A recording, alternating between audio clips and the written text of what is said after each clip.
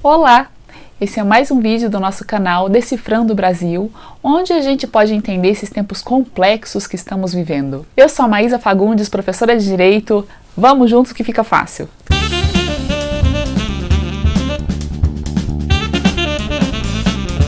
Na última semana, uma decisão do STF levou várias personalidades e estudiosos a afirmarem que havia sido decretado o fim da Lava Jato. Você sabe por que isso tem sido dito? O assunto do vídeo de hoje é competência jurisdicional e corrupção. Em primeiro lugar, você sabe o que significa juiz competente? Juiz competente não é aquele que estudou numa faculdade de ponta, inteligente, estudioso, cuidadoso? Na verdade, juiz competente é aquele que tem poder para julgar determinada causa. A competência é definida processo a processo. Se a chamada jurisdição é o poder que cada juiz tem de aplicar a lei para decidir conflitos entre as pessoas, a competência é o pedacinho desse poder que cada juiz pode exercer. A competência é definida por lei de acordo com vários fatores. Ela é como se fosse a especialidade de cada magistrado. Há 3 espécies de competência.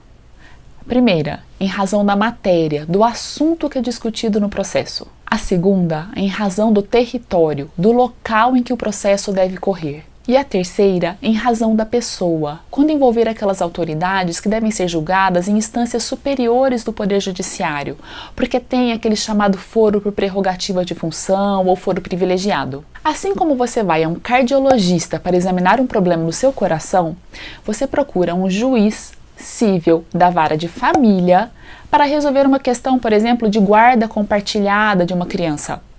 É o juiz competente especialista naquela matéria. E é essa competência que nos interessa para entender a decisão do STF da última semana, a competência material. Quando alguém comete um crime, será julgado por um juiz que tem a competência criminal. Porque há juízes que têm competência cível, isso é, não criminal, que julgam causas que não envolvem crime. Por exemplo, o descumprimento de um contrato, uma questão de família, como um divórcio ligada à herança.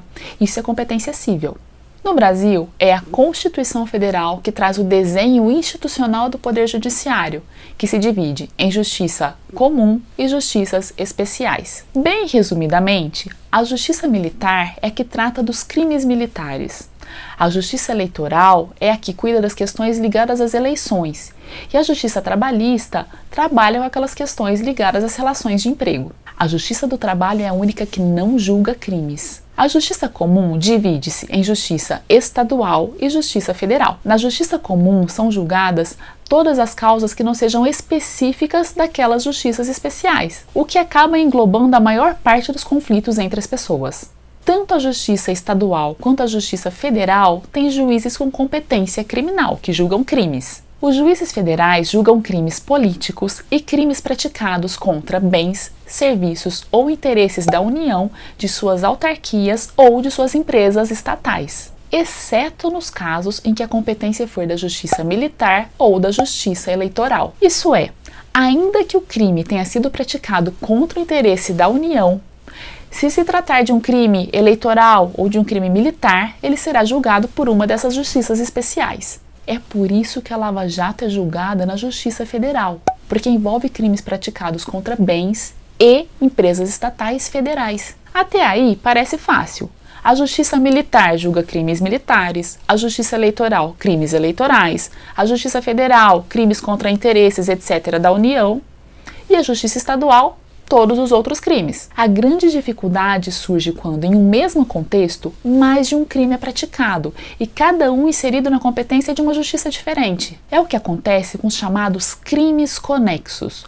Quando um crime, por exemplo, é praticado para facilitar ou para ocultar o resultado de outro, no caso da ocultação de cadáver, por exemplo, praticada após o crime de homicídio, ou quando há uma relação de causa e efeito entre 2 ou mais crimes, quando há o emprego de dinheiro obtido ilicitamente, por exemplo, para financiar ações criminosas, ou quando um crime é praticado durante a execução de outro crime, quando se atropela, por exemplo, 2 pessoas abraçadas e a intenção era matar apenas uma delas. E quem julga crimes conexos? Há na lei e na jurisprudência, nos julgados dos tribunais, várias regras para tentar solucionar esse impasse. No Brasil, os crimes dolosos contra a vida, intencionais, aqueles praticados na maldade, são julgados pelo tribunal do júri e há apenas 4 crimes dessa natureza: crimes dolosos contra a vida, o homicídio, o auxílio ou estímulo ao suicídio, o infanticídio e o aborto. Olha só, aqui não é como nos Estados Unidos, como a gente vê nos filmes, não. Lá o jurado decide quase tudo, fixa a indenização. Aqui não, aqui o jurado só cuida de crime intencional contra a vida. Mas se no mesmo contexto é praticado um desses 4 crimes dolosos contra a vida e mais um outro crime diferente, que não seria da competência do tribunal do júri, a competência do tribunal do júri atrai a desse outro crime diferente, que também é julgado lá. É o que acontece, por exemplo, no caso de estupro seguido de morte. Tanto o crime de estupro quanto o homicídio são julgados pelo tribunal do júri. O sujeito está frito. Na última semana, o Supremo Tribunal Federal decidiu que quando existirem 2 ou mais crimes conexos, sendo um deles o crime de caixa 2, esses crimes serão julgados pela Justiça Eleitoral. Mas o que é o crime de caixa 2? Caixa 2 é um crime típico do financiamento de partidos políticos e de campanhas eleitorais. Infelizmente, é muito comum que tanto partidos políticos quanto candidatos durante a campanha eleitoral utilizem recursos ocultos, que são omitidos na prestação de contas feita obrigatoriamente à Justiça Eleitoral. São recursos que extrapolam os limites máximos permitidos pela legislação ou, o que é muito comum, obtidos de forma ilícita. Não há na lei a previsão de um crime chamado Caixa 2, mas existem várias leis que trazem várias figuras penais nas quais essa situação pode se enquadrar. O mais importante deles é o crime de falsidade ideológica eleitoral, previsto no artigo 350 do Código Eleitoral, que consiste em omitir ou declarar falsamente algum fato para fins eleitorais. Quando um candidato, um agente público, recebe valores de forma ilegal, prometendo uma vantagem, por exemplo, ao doador, comete o crime de corrupção. Pode também cometer crime de lavagem de dinheiro, receptação ou vários outros ligados a valores ilegais. Se além desses praticar também a conduta de omitir ou declarar falsamente para fins eleitorais, cometerá o crime de caixa 2 mais crimes antecedentes. Há, nesse caso, vários crimes conexos. E o Supremo Tribunal Federal entendeu que, nesse caso, a competência da Justiça Eleitoral, que é a Justiça Especial, para julgar o crime de caixa 2, atrai os processos ligados aos outros crimes para que todos sejam julgados conjuntamente. A outra opção seria desmembrar os processos, para que o crime de caixa 2 fosse julgado na Justiça Eleitoral e os outros crimes na Justiça Comum. Acontece que, na mega investigação e no mega processo da Lava Jato, vários acusados praticaram o crime de caixa 2, pois utilizaram em suas campanhas ou para financiar os partidos políticos valores que não foram declarados à Justiça Eleitoral. Muitas vezes, valores que haviam sido recebidos de forma ilegal, de modo que foram praticados vários crimes conexos. Agora, com a decisão do STF, as ações que tratavam desses crimes conexos serão todas remetidas à Justiça Eleitoral. Mas por que se tem dito que essa decisão do STF matou a Lava Jato? O problema é que a competência pela matéria é absoluta. Isso significa que quando um juiz materialmente incompetente pratica um ato judicial qualquer, esse ato é nulo, inválido, é como se nunca tivesse sido praticado. Basta então que alguém alegue essa nulidade, que ela seja reconhecida judicialmente, para que tudo volte a ser como antes, como se todos aqueles atos praticados pelo juiz incompetente jamais tivessem ocorrido.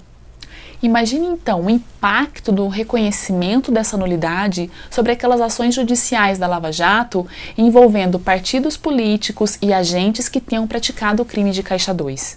Os processos teriam que ser praticamente recomeçados. E, em muitos casos, seria reconhecida a prescrição, já que os fatos ocorreram já há muitos anos e a lei dá para o Estado um prazo para que ele investiga e puna os crimes praticados, a chamada prescrição. Vencido o prazo prescricional, não há mais o que fazer contra os criminosos. Então, respondendo à pergunta inicial, provavelmente a Lava Jato não morreu, porque nem todas as ações judiciais no contexto da Lava Jato envolvem o crime de caixa 2 eleitoral. Mas grande parte dos agentes políticos envolvidos sairá impune, em razão do reconhecimento da prescrição que certamente acontecerá se declarada a nulidade dos processos por incompetência material do juiz federal que presidiu o julgamento. Oremos. Se você gostou desse vídeo, deixe seu like, não se esqueça de se inscrever no canal, habilitar as notificações e deixe nos comentários alguma sugestão de um assunto novo que você queira ver aqui comentado. Muito obrigada pela atenção, até a próxima, tchau, tchau!